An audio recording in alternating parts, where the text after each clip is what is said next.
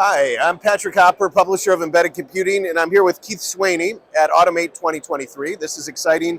MiTAC, who's exhibiting at the show, recently won 2 Best in Show awards, and I'm sure Keith is really excited about it. So Keith, why don't you tell us a little bit about what you won and a little bit more about your Edge AI products? Absolutely. I'll start off with an overview. MiTAC, basically, we won an award for the co-development with Halo of putting 8-in-1 on a single card. Halo typically comes up with a single chip on a smaller module.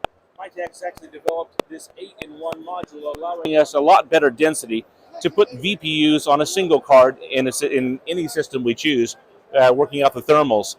The second system we actually developed here is capable of taking the largest of the NVIDIA cards up to 600 watts, covering up to 3 lanes each, taking them in stride with good air cooling and any power that's necessary, up to 600 watts for each card, total 1,200 watts, no problem at all.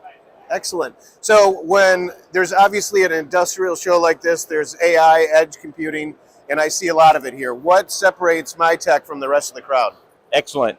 MiTAC can work your design anywhere from a paper napkin up to our own design and perhaps customize it to meet your needs. In this case, we took the Halo concept of a single chip on a single card, re-engineered it to fit up to 4 or 8 on one card so they can actually fit your environment and meet your computing needs.